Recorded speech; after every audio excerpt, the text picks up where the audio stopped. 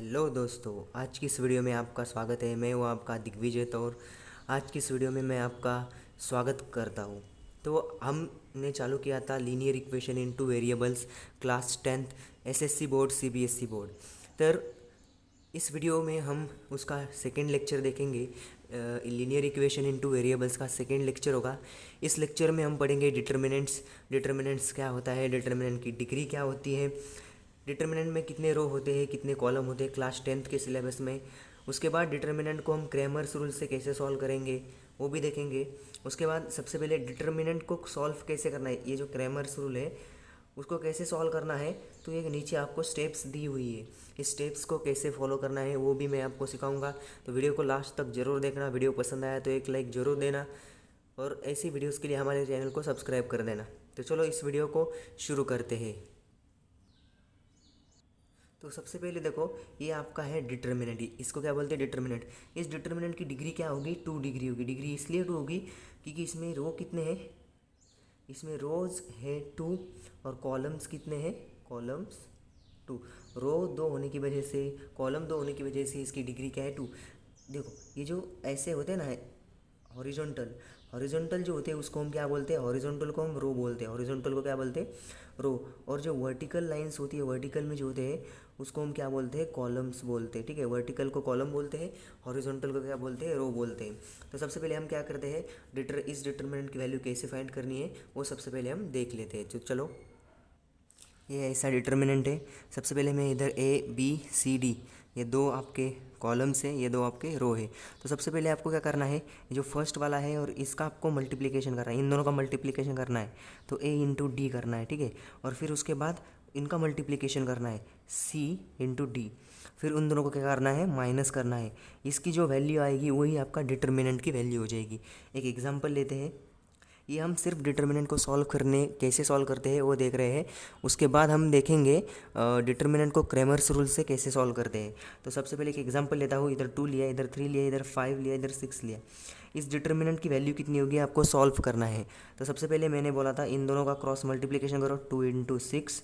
फिर इसमें से माइनस करो 5 इंटू 3, निगेटिव भी आ सकता है आंसर।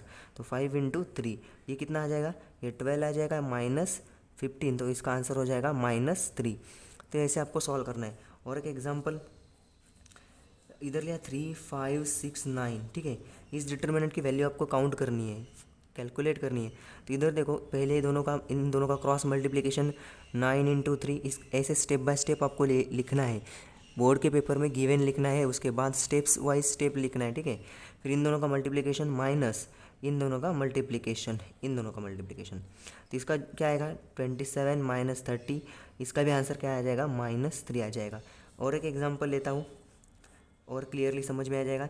इधर लिया 13 लिया, इधर 14 लिया, इधर 2 लिया, इधर 6 लिया।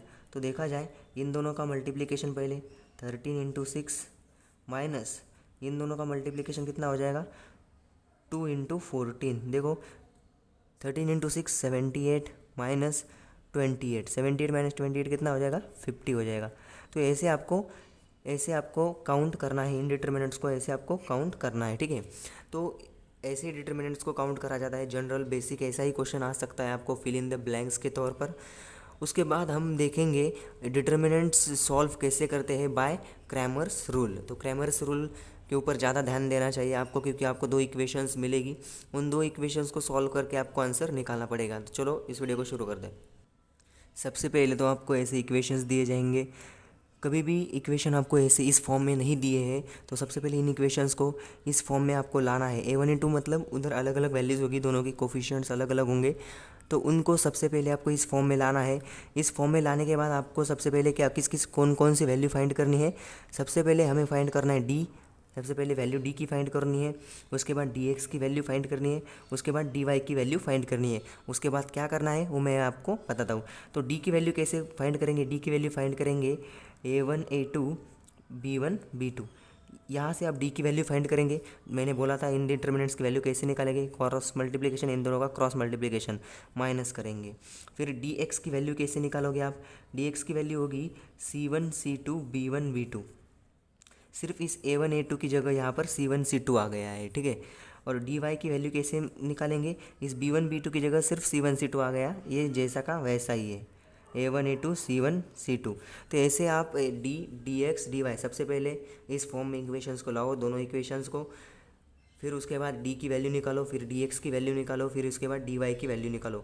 ये 3 वैल्यू निकालने के बाद आपका तीसरा स्टेप आता है एक्स की वैल्यू कैसे निकालोगे और वाई की वैल्यू कैसे निकालोगे। तो एक्स की वैल्यू निकालने के लिए जो डी एक्स की वैल्यू आई है उसको डी से डिवाइड कर दो, और डी वाई की वैल्यू निकालने के लिए जो डी वाई की वैल्यू आई है उसको डी से डिवाइड कर दो। तो आपकी ये एक्स वाई की वैल्यू भी आपको मिल जाएगी। मतलब यही आपके क्या होंगे, सॉल्यूशंस ऑफ इक्वेशन, जो साइमल्टेनियस इक्वेशन है उनके यही आपके सॉल्यूशन हो जाएंगे। तो चलो एक एग्जांपल, एक या दो एग्जांपल्स लेते हैं। मैं एक और एक क्वेश्चन लेना चाहूँगा, सिर्फ 2 ही क्वेश्चन ले सकता हूँ। सबसे पहले देखो इधर से A1 A2 कैसे निकालोगे। देखो मैंने बोला था इस इक्वेशन को इसके साथ कंपेयर करो, इस इक्वेशन को इसके साथ कंपेयर करो। A1 की वैल्यू क्या है 2, तो यहाँ पर लिखो A1 की वैल्यू 2 हो गई, B1 की वैल्यू क्या आ गई, यहाँ पर B1 की वैल्यू आ गई 3 और C1 की वैल्यू आ गई 4। ठीक है, फिर उसके बाद A2 की वैल्यू आ गई 4, B2 की वैल्यू आ गई 2 और C2 की वैल्यू आ गई 3। ये वैल्यू निकालने के बाद आपका पहला स्टेप है, फॉर्म में तो लाया, फिर उसके बाद हमको निकालना है डी। तो डी कैसे निकालते हैं, A1 A2 B1 B2। तो A1 की वैल्यू क्या है, A1 की वैल्यू है 2, A2 की वैल्यू है 4, B1 की वैल्यू है 3, इसकी 2। सबसे पहले इसकी डिटर्मिनेंट की वैल्यू क्या आएगी, 2 × 2 कितना, 2 × 2 माइनस 3 × 4, तो कितना हो जाएगा 4 - 12, इसकी वैल्यू आ जाएगी -8। तो ये बाजू में लिख दो डी की वैल्यू, तो डी की वैल्यू आ गई -8। ठीक है, यहाँ पर लिख दिया। उसके बाद मैं सॉल्व करना चाहता हूँ डी एक्स की वैल्यू। तो डी एक्स की वैल्यू कैसे आएगी, यहाँ पर A1 A2 की जगह C1 C2 लिखो, फिर एज इट इज़।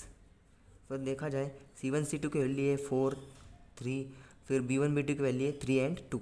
फिर इसका अकॉर्डिंग टू डिटर्मिनेंट मेथड इसको क्रॉस मल्टीप्लाई करो, तो 4 × 2 माइनस 3 × 3 कितना हो जाएगा, 4 × 2 8 -9, तो इसका आ जाएगा -1। तो डी एक्स की वैल्यू आ गई -1, इसको भी एक बार बाजू में लिख दो। और डी वाई की वैल्यू कैसे निकालोगे आप, डी वाई की वैल्यू C1 C2 की जगह सिर्फ A1 A2 रख दो, फिर सॉरी हाँ C1 C2 की जगह A1 A2, B1 B2 की जगह क्या रखना है, C1 C2 रखना है। फिर उसके बाद इसको सॉल्व किया तो क्या आएगा, A1 A2 की वैल्यू 2 4, इसकी वैल्यू आ गई C1 C2 की वैल्यू 4 3। तो देखा जाए इन दोनों का मल्टीप्लिकेशन, इन दोनों का मल्टीप्लिकेशन, 2 × 3 माइनस 4 × 4, तो 2 × 3 6 हो जाएगा, 4 × 4 16 हो जाएगा, तो इसका आंसर आ जाएगा -10। ये हमें सबसे पहले इसको कंपेयर करा, इस दो जो इक्वेशन थे, इन दो इक्वेशंस को आपको ध्यान में रखना है, ऐसे लिखा जाता है। इनको इनके साथ कंपेयर करा, दोनों के साथ A1 A2 B1 B2 C1 C2 की वैल्यू निकाली पहले। वो वैल्यूज़ निकालने के बाद डी की वैल्यू निकाली, डी के लिए फॉर्मूला होता है A1 A2 B1 B2। उसके बाद हमने डिटर्मिनेंट पहले पढ़ा था इसके पहले, उसके माध्यम से हमने इसको सॉल्व करा, तो डी की वैल्यू हमारे पास -8 आ गई। फिर उसके बाद हमने डी एक्स की वैल्यू निकाली, डी एक्स के लिए फॉर्मूला होता है सिर्फ A1 A2 की जगह इधर C1 C2 होता है। फिर उसके बाद भी डी डिटर्मिनेंट आया, डिटर्मिनेंट की वैल्यू सॉल्व करी, -1 आंसर आया।